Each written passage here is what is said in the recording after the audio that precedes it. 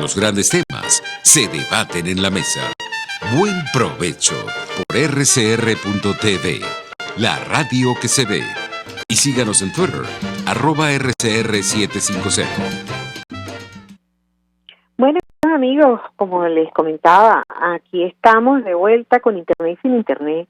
La idea es acompañarlos a ustedes y poder llevarles todas estas reflexiones y estos temas tan importantes en estos tiempos. Les comentaba en el segmento anterior, conversando con Magdimar León, colega, psicóloga clínica, feminista, profesora de la maestría en estudios de la mujer de la Universidad Central de Venezuela y coordinadora de proyectos de la Asociación Venezolana para una Educación Sexual Alternativa, y con una amplia experiencia, no solamente en el trabajo con la mujer, sino en este tema tan importante que tiene que ver con la ayuda humanitaria. ¿Qué nos toca aprender todavía? ¿Cómo podemos aprovecharla constructivamente? ¿Cuáles son los aprendizajes que como ciudadanos y como organizaciones tenemos que dar para poder hacer realmente, para poder contribuir con usar la ayuda humanitaria para nuestro propio bienestar? De eso se trata esta conversación de hoy con nuestra querida Magdimar. Entonces, de vuelta, Magdimar, bienvenida.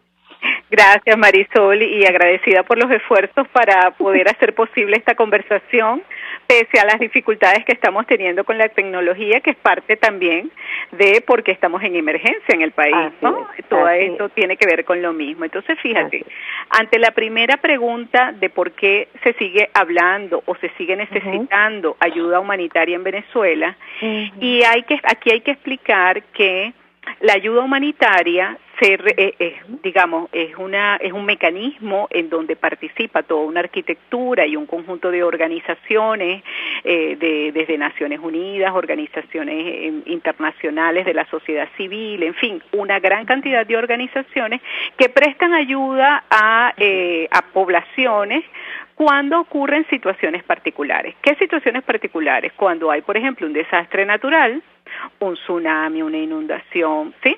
Cuando ocurren conflictos armados, situaciones de guerra, situaciones donde hay crisis grave, o cuando ocurren emergencias humanitarias complejas, que es, digamos, cuando la institucionalidad del Estado no puede dar respuesta a las necesidades de la población. Y se manifiesta con unas características muy particulares que todas en Venezuela las cumplimos, por cierto, ¿no? Entonces, ¿qué quiere decir? Se requiere esta ayuda de afuera porque internamente no tenemos los recursos, las capacidades, los mecanismos, la coordinación para resolver lo que nos está pasando. Ahora, efectivamente, esta ayuda tiene que ser aprovechada y tiene que ser utilizada no para quedarnos permanentemente en una posición de necesitar que nos ayuden, ¿sí? Claro. Esta ayuda tendría que ser aprovechada para mejorar nuestra coordinación, nuestros recursos, aprovecharla al máximo para justamente no continuar requiriendo de la ayuda. ¿Sí? Así es. Entonces, sí, de lo contrario se convertiría casi que en caridad y eso no es elemento y criterio para el desarrollo. Exactamente. Entonces, ¿cómo aprovechamos al máximo esta ayuda que se nos está suministrando desde una plataforma internacional, desde una arquitectura humanitaria internacional, y cómo desde la ciudadanía participamos y entendemos la importancia de este trabajo que se viene realizando, de cómo vamos fortaleciendo lo que tenemos acá? Ese es el reto. Aprovechar estos recursos, aprovechar esta ayuda para mejorar nuestras capacidades y poder afrontar cada vez de manera más independiente los problemas que estamos teniendo. Fíjate que es bien interesante, Maggie, lo que mencionas, que sin duda, después de 6 años, en esta situación tan difícil que mencionábamos brevemente en el segmento anterior, los resultados que nos da en COVID, lo que tú nos estás mencionando, es como ver cómo todavía encontramos que hay más de 7 millones de venezolanos, de personas que están en una situación de profunda necesidad según estos datos que nos arroja este plan de respuesta humanitaria 2020, que los 129 socios junto con la OMS, la OMS, la OPS y OCHA están llevando adelante. Y entonces fíjate que en este plan, o sea, aquí yo te hago esta pregunta porque yo sé que ustedes están llevando ustedes, ABESA y la gente de Uniandes, tienen una iniciativa maravillosa, porque fíjate, la ayuda humanitaria no basta solo con recibir y dar, esto se convierte en caridad, como bien lo decíamos, ¿no? Entonces, este plan, que además nace de un plan anterior, que ya tú nos vas a contar, tiene unas metas. Alcanzar, por ejemplo, 4,5 millones de personas, con 129 socios, 234 proyectos, ¿sí? Que todos van dirigidos a este tema humanitario con perspectiva, con enfoque de género, que es una de las grandes diferencias, y creo que es importante destacar, donde tú tienes muchas cosas que comentar. Y la pregunta es, o la observación es, nosotros como ciudadanos tenemos que aprender, tenemos que trabajar, tenemos que tener claro cuando se habla de arquitectura humanitaria, cuando se habla de principios humanitarios, cuando se habla de lo que es ese enfoque intersectorial, cuando se habla de objetivos, porque es que de lo contrario se puede convertir, se puede diluir todo esto. Entonces, ahí es que quisiéramos énfasis más, o sea, cómo llegan ustedes como organización, tanto ustedes y Uniandes, a esta posibilidad de trabajar con las necesidades de formación frente a la ayuda humanitaria de las organizaciones en cuestión. Bueno, fíjate, la respuesta humanitaria incorpora y requiere de alguna manera de la participación de la sociedad civil en donde quiera que esta arquitectura se despliegue, ¿sí? Se espera que las organizaciones locales, quienes vivimos en Venezuela, quienes estamos en el país, quienes conocemos a profundidad la realidad, somos quienes mejor sabemos lo que está pasando, ¿ok? Pueden venir, sí, como no, expertos, expertas de diferentes lugares, y es muy valioso, ¿verdad?, el conocimiento y la experticia que puedan tener, pero nadie mejor que las venezolanas y los venezolanos para conocer cómo es que son las dinámicas en nuestro propio país. Una respuesta que sea solo extranjera no va a ser efectiva, porque se necesita el compromiso y la participación de quienes estamos de este lado para que eso funcione, ¿ok? Entonces, teniendo esto de entrada, es como que si yo vaya a entrar a trabajar, miremoslo de esta manera, yo voy a trabajar en una comunidad en la que yo no vivo, puedo ser vista como una intrusa, ¿sí? Totalmente. ¿Quién es esta persona que viene aquí a decirme qué cosa? Entonces, ¿qué es lo correcto? Que las personas de la comunidad participen en cualquier acción que se vaya a desarrollar, ¿ok? Bueno, exactamente lo mismo es lo que debe ocurrir en el país.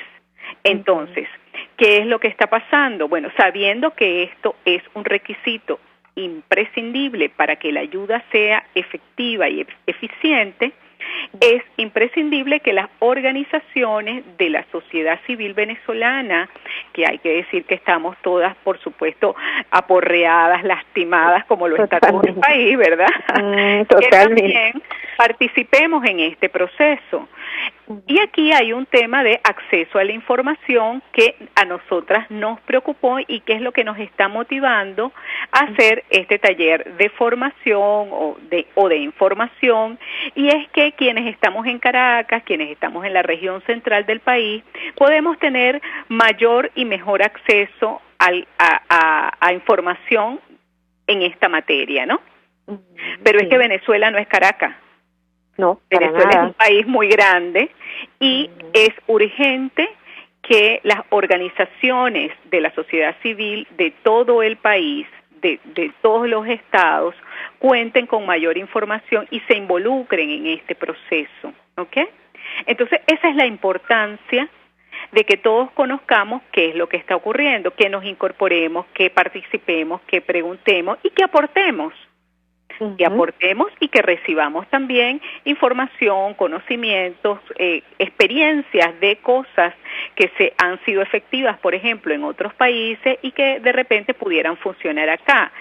Evidentemente hay que dar un aporte nacional, una mirada local de cuál es la mejor manera de hacer las cosas, ¿ok? Hay una... Ese es el objetivo, digamos.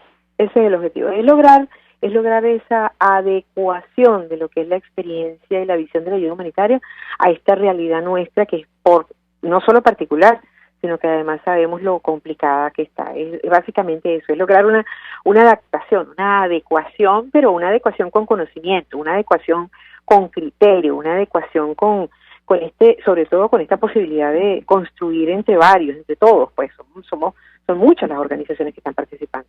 Sí, adecuación y creación en otros casos, ¿no?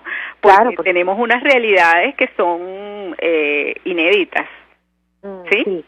Sí. Entonces eso también hay que considerarlo. Hay cosas que son comunes, pero hay otras cosas que no son comunes. Por ejemplo, una cosa particular de la dinámica venezolana que, por ejemplo, dicho por personas que han trabajado en ayuda humanitaria en otros países y que aquí le imprime un carácter distinto, es la ausencia de efectivo, dinero en efectivo, por ejemplo, para hacer transacciones. Por ponerte un ejemplo. No, y es un ejemplo totalmente vigente en este momento. Esto es una de las cosas más difíciles de conseguir. Entonces, claro, hacer ciertas acciones que requieren de entrega de dinero en efectivo, ayuda a las comunidades, en fin, eso es una cosa que nos está pasando en Venezuela. En otros contextos tienen otras dificultades, son otros los retos, pero acá ya por ejemplo, bueno, por supuesto, han trabajado en contextos de guerra, han trabajado en contextos muy inhóspitos y se han enfrentado a unos retos y acá hay que enfrentarse a otros. Entonces, bueno, nosotros tenemos que participar en este proceso de adecuación y de creación de cuáles son las opciones efectivas en el territorio venezolano. Muy importante esto porque, fíjate, en todo el que nos pueda estar escuchando podría estar pensando, ¿no? Por eso el título del programa, ¿por qué ayuda humanitaria? Porque sabemos perfectamente que con relación a ese tema se han hecho muchas reformaciones. O hemos vivido muchas reformaciones, pero esto de lo que tú estás hablando es definitivamente una visión que, fortalece a lo interno de cada organización que va a trabajar con cada comunidad.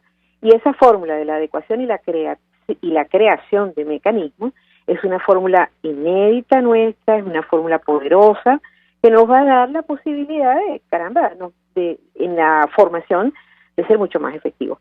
Magdi, sería interesante que pudiéramos de alguna manera conversar también sobre este taller que está funcionando y que yo creo que está arrancando ahora. ¿Cuál es el objetivo? Comentarle un poco a la audiencia de qué va el taller. Sí, bueno, primero es un taller que está dirigido a representantes de organizaciones de la sociedad civil venezolana. Hemos tenido una gran aceptación, 180 personas están inscritas y ya están participando en un taller que estamos realizando bajo la modalidad virtual y de manera asincrónica, porque una de las dificultades que tenemos es que no todo el mundo se puede conectar de manera virtual, por ejemplo, a una conferencia vía Zoom, ¿no? Sí, entonces, para muestra un botón lo que nos está pasando. Exactamente, hoy, ¿no? Este es el ejemplo perfecto, exactamente. Entonces, tiene esas características para facilitar el acceso a la información de las personas, sobre todo las que están en las regiones con mayor dificultades en el acceso a servicios como electricidad o internet.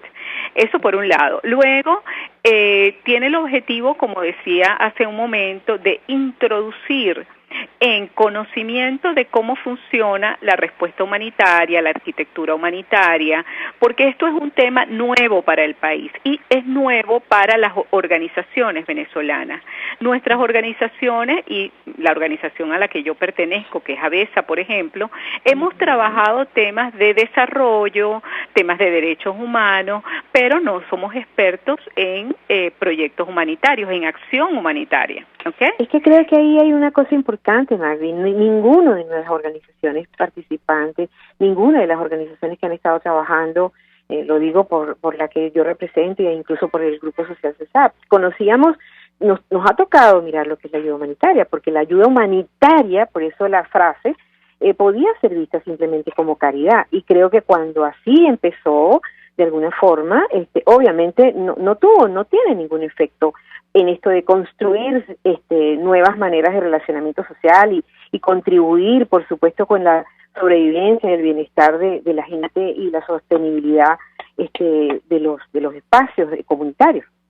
Claro, y además es que en Venezuela nunca nos imaginamos estar en una situación en la que requiriéramos ayuda humanitaria por estas razones. ¿Me explico?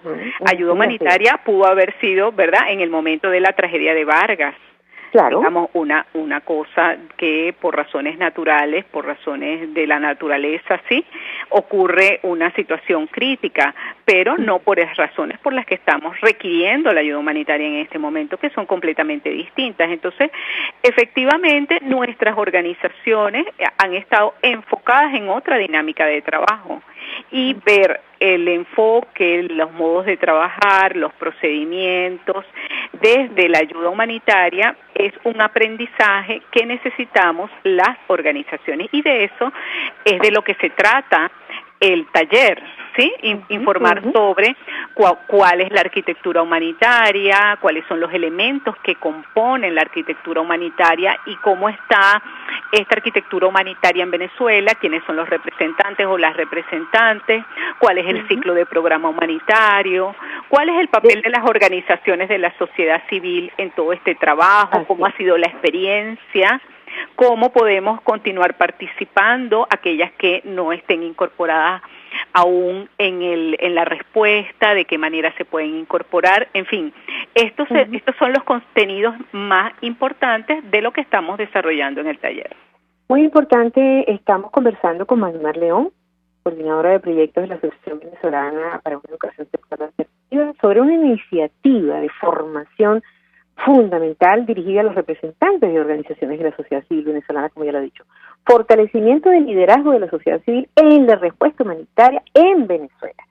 De esto estamos conversando, es muy importante porque tenemos que aprender a trabajar con lo que significa la respuesta humanitaria para que realmente sea no solamente aprovechable, sino sirva para los objetivos básicos como es la sobrevivencia, el bienestar de la gente que tanto padecimiento ha enfrentado, y la sostenibilidad de los servicios que por supuesto necesitamos recuperar. Y sin duda, como ya lo dice, el fortalecimiento de las organizaciones. No se muevan de ahí. Cuando regresemos en el próximo segmento, Magmar nos va a contar cómo toda esta manera, este enfoque diferenciado que tiene que ver, por supuesto, con la edad, con el género, con la diversidad, cómo toca cada uno de estos contenidos que ella ha mencionado y que vamos a precisar. Ya volvemos con Magmar León. Usted escucha Buen Provecho por RCR.tv, la radio que se ve. Puedes seguirnos en nuestras redes sociales, en Twitter, @RCR750, la radio que se ve. Llegó para tu negocio la distribuidora PlastiShop. Contamos con los mejores envases de plástico, cartón y aluminio al mayor. PlastiShop tiene para tu negocio cajas para pizzas y tortas de todos los tamaños, envases para sushi, soperos en Emboplast, discos dorados y una gran variedad de platos plásticos y de cartón. Somos la distribuidora con más variedad del país. En PlastiShop tenemos las bolsas más resistentes del mercado. En PlastiShop pensamos en tu facilidad. Estamos ubicados en Chacao, en la avenida Cecilia Costa con calle Páez. Hacemos envíos en todo el país. Síguenos en Instagram, @PlastiShopVE. Dosis Alternativa es una ventana abierta donde usted hallará respuestas a diversos temas de salud que nos preocupan. Quiero agregar que la psicología adoptó ese término de resiliencia, específicamente la psicología positiva, pero su origen viene del latín resilio, ¿no? De volver atrás, de rebotar. Y más bien está vinculado a la capacidad de ciertos materiales como el acero para recuperar su forma aún después de haber sido doblado o golpeado. Dosis Alternativa les hace llegar de una manera sencilla y amena la orientación de profesionales que necesita para comprender y manejar correctamente situaciones de nuestro día a día. En la vida depende desde dónde tú te encuentres, como yo enseño en la escuela donde yo dirijo, desde dónde te encuentres cuando tomas decisiones. Claro. Si es un comportamiento de un niño herido, si es un comportamiento de un adolescente frustrado o un adolescente exitoso, o de un comportamiento de un adulto. Entonces, dependiendo en dónde te encuentres de esas tres fases, tú decides dónde realmente, si la decisión es útil o no es útil para ti. Dosis Alternativa con Marilia García y Jackson Vargas, de lunes a viernes a las 9:30 de la mañana, solo por RCR y RCR.tv, la radio que se ve. RCR 750 AM, porque lo bueno une. Los grandes temas se debaten en la mesa. Buen provecho por RCR.tv, la radio que se ve. Y síganos en Twitter, @RCR750. Bueno, estimados amigos, aquí estamos con Magdi León conversando sobre para mí es muy importante sobre este tema de la ayuda humanitaria, porque además es mirar la ayuda humanitaria incluso desde otro lugar, desde un lugar donde cada organización y cada que participa en este programa, en estos programas, ¿verdad?, tiene un rol protagónico, pero un rol de construcción, donde se trata de no es recibir la ayuda, es sencillamente cómo vamos a participar y cómo vamos a canalizar las distintas fórmulas, procedimientos que nos son sugeridos dentro de la arquitectura humanitaria para ponerlos a favor de lo que significa esta restauración, recuperación lenta, difícil, pero posible de nuestra trama como país y toda esta emergencia humanitaria compleja. Magdi León nos acompaña hoy y le decía yo a Magdi, antes de irnos en el otro segmento, que este taller que ellos están llevando adelante, fortalecimiento del liderazgo, las organizaciones de la sociedad civil frente a la ayuda humanitaria en Venezuela, organizado por la gente de ABESA y la gente de Uniandes. Recordemos que Uniandes es una asociada también del Grupo Social CESAP, nos acompañó su directora, José Acevedo, en unos programas anteriores, conversando justamente de todo el tema migratorio, y gente que que muestran un poco lo que Magdimar nos comentaba, la acción constante, y cómo se han ido rehaciendo y redefiniendo las organizaciones de la sociedad civil. Y la pregunta que le dejaba yo a Magdi era, como abre boca, Magdi, ¿cómo en todo esto? Porque para mí el enfoque diferenciado, que tiene que ver con la edad, que tiene que ver con el género, que tiene que ver con la diversidad, es lo cual le da un carácter mucho más consistente a no solamente al plan de ayuda humanitaria del que hablábamos, sino a cualquier acción que cualquier organización de la sociedad civil despliegue hoy, tiene que tomar en consideración estos elementos. Entonces, la idea es un poquito que nos ilustre cómo se da este proceso dentro de esta actividad de formación que ustedes están llevando adelante. Sí, me parece muy buena la pregunta, Marisol. Hay que entender que efectivamente toda la población venezolana está, ¿verdad?, por la emergencia humanitaria compleja que estamos viviendo, pero no estamos afectados de la misma manera. Correcto. Y cuando hablamos de enfoque diferenciado, es mirar cuáles son estas diferencias, a qué están vinculadas estas diferencias, para poder hacer un abordaje y dar una respuesta que se adecue a las necesidades que son de unas, de otros, ¿sí? En función de esto que tú has mencionado, en función del género, en función de la edad, en función a condiciones específicas de salud, por ejemplo, en función a si, por ejemplo, estoy en situación de discapacidad, y una serie de factores se tienen que incluir en esta respuesta, porque si no son incluidos, ¿qué es lo que ocurre? Pueden aumentar lo que podemos estar haciendo es aumentar la discriminación y aumentar las dificultades para poder acceder a ayuda. Exacto, se pueden aumentar los riesgos. Entonces, cuando vamos a poner un ejemplo específico, cuando estamos hablando de respuesta humanitaria en el sector salud, ¿sí? Tenemos hombres y mujeres, nos puede dar infarto, nos pueden tener problemas de insulina, en fin, una cantidad de situaciones, pero no nos da de la misma manera. Las mujeres y los hombres no nos enfermamos típicamente de las mismas cosas, o la incidencia o la prevalencia no es la misma si yo soy mujer o soy hombre. Eso por un lado. Y luego, en el tema específico de la diferencia de nuestros cuerpos, bueno, hay una diferencia radical que es la capacidad reproductiva de las mujeres y todo lo que se vincula a lo que tiene que ver con el embarazo, el parto, la posibilidad de controlar nuestra reproducción, toda una serie de temas que afectan, por ejemplo, a las mujeres y que si no lo estamos previendo en la respuesta humanitaria y no atendemos a esas necesidades específicas de la población femenina, entonces estamos descuidando unos temas que se vinculan con, no solamente con la salud, se vinculan con derechos y se vinculan más allá incluso con temas poblacionales, ¿ok?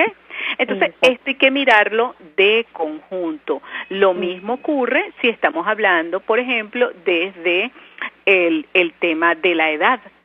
Obviamente no son las necesidades, las mismas necesidades de una persona joven, de una persona, un niño, una niña, o de una persona adulta, ¿sí?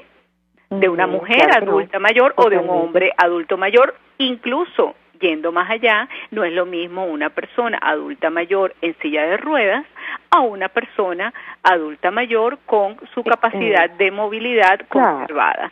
Entonces, y su capacidad cognitiva y todo lo demás. O su capacidad cognitiva. Entonces,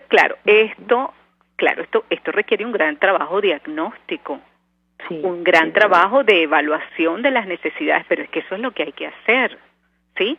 Diagnósticos serios para hacer abordajes serios de las realidades, dando respuesta a lo que efectivamente se requiere, no respuestas generales, no respuestas desenfocadas, sin mirar qué es lo que tenemos.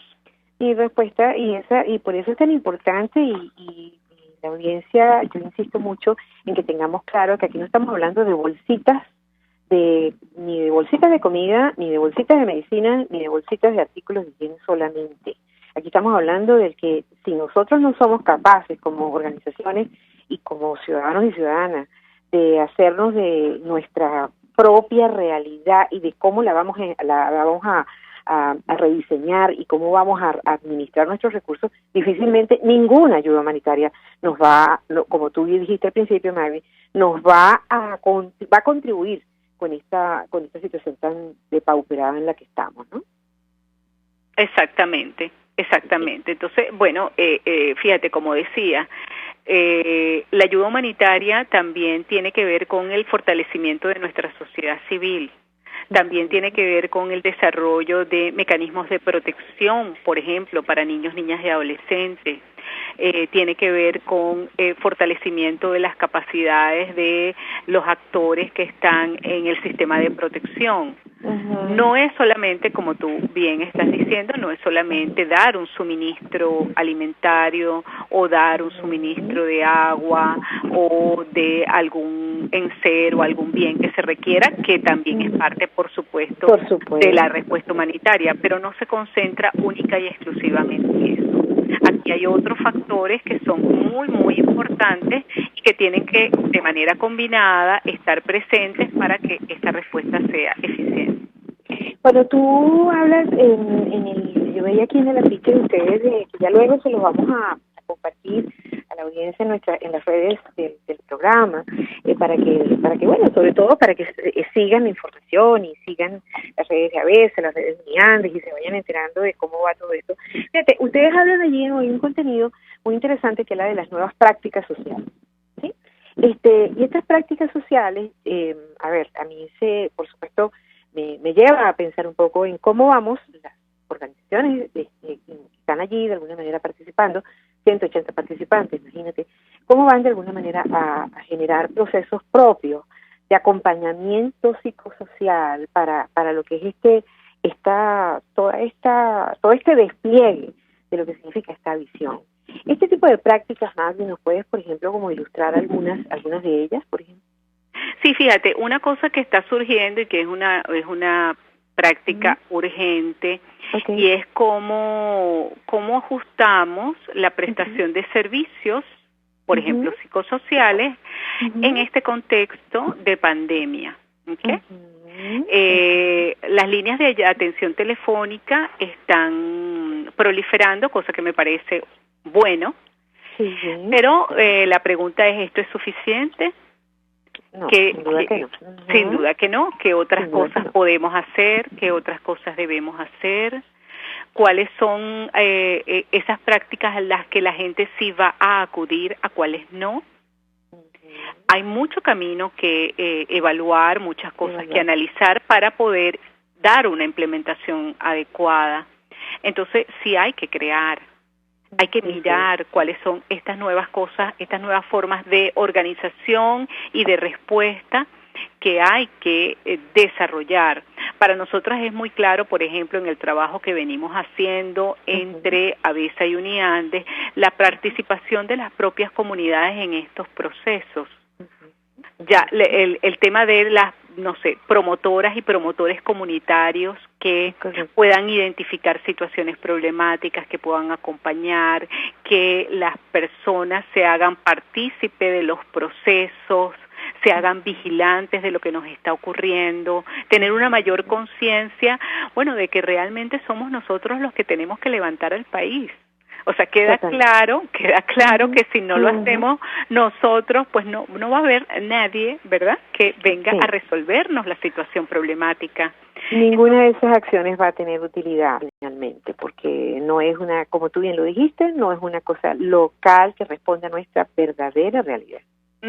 Entonces, bueno, aquí eso hay que construir, ajustar, participar, o sea, la participación es importante. Entiendo que hay un agotamiento de la población, entiendo que desde las organizaciones también a veces nos cansamos, pero bueno, mientras más participemos es más llevadera la carga y podemos pensar, digamos, de manera más creativa, participando en el proceso. Además que todo esto requiere, Magdi, una amplitud de criterios por parte de las organizaciones, porque cada organización participante, por supuesto, tiene su especificidad, ¿bien? Y eso es maravilloso, porque por eso es que lo hace un enfoque multisectorial, un trabajo realmente de equipo. Pero esto, además, requiere de cierta amplitud y flexibilidad, porque hay cosas que evidentemente no se van a dar al ritmo que hemos probado otras iniciativas en otros momentos. Aquí sin duda vamos a ir encontrando un ritmo propio, un ritmo de crecimiento y un ritmo de adaptación, también de adecuación como tú bien decías, pues de nuestros propios tiempos organizacionales y personales. El COVID-19 nos ha puesto una pausa a todos, le ha puesto un matiz a esta emergencia que vivíamos con unos énfasis muy particulares. Magdi, quizás un mensaje final, bueno, porque con todo esto pues ya nos estamos acercando al cierre. Un mensaje final, como bueno, hacedora y esta iniciativa coordinadora de todo esto, para la gente que nos escucha en relación a cómo despertar ese interés acerca de la ayuda humanitaria en contextos realmente de utilidad y de aprovechamiento. Sí, bueno, yo diría que el mensaje central es que miremos la ayuda humanitaria como una oportunidad que debemos aprovechar, unos recursos que están allí, no para simplemente poner un pañito de agua tibia, sino que debemos aprovechar al máximo esta coyuntura, esta ayuda humanitaria que se le está ofreciendo al país. Es el momento de aprovecharla, de articularnos entre nosotros como personas, como organizaciones. En Venezuela tenemos poca cultura de trabajo cooperativo, más bien cada quien quiere ser protagonista y creo que no es momento de protagonismo, es momento de cooperación para poder echar adelante la situación que estamos viviendo. Magdi, de verdad que muchísimas gracias por la valentía de acompañarnos en este asunto donde empezamos sin internet, con internet, luego sin internet, ahora por teléfono. De verdad que esto es una muestra de esta flexibilidad de la que hablamos. Agradecida por demás a tu compañía y por supuesto, como siempre, invitarte que nos sigas apoyando y acompañando para llevar estos temas que al final de lo que tú decías es cierto. La nueva ciudadanía tiene que ver con esta posibilidad de trabajo cooperativo donde cada uno pueda tener su espacio, su lugar y sus responsabilidades. Yo quiero, además de agradecerle a Magdimar, agradecer a Jaime Nestares en la Dirección General de la Estación, a Wilix Arcaya en la Gerencia de Producción, a Carlita Sons en la producción de este espacio, a José Gregorio González en los controles, y a ustedes que nos reciben todos los jueves y que sé que siguen con muchísimo interés todo este trabajo, toda esta posibilidad de mirar la relación entre la psicología y lo que significa para cada uno de nosotros ser ciudadanos y ciudadanas orientados hacia la generación de nuestros propios mecanismos de bienestar y de desarrollo. Así que quiero, por supuesto, darles las gracias e invitarlos, como siempre, a que nos sigan en las redes sociales y puedan escuchar de vuelta este programa. Y por supuesto, no me queda más que desearles buen provecho.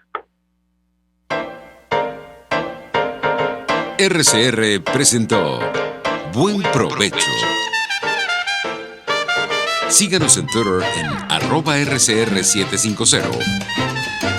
RCR 750 AM, porque lo bueno une. RCR presentó Buen Provecho, una producción nacional independiente con certificado número 22388 para dar cumplimiento al artículo 14 de la Ley de Responsabilidad Social.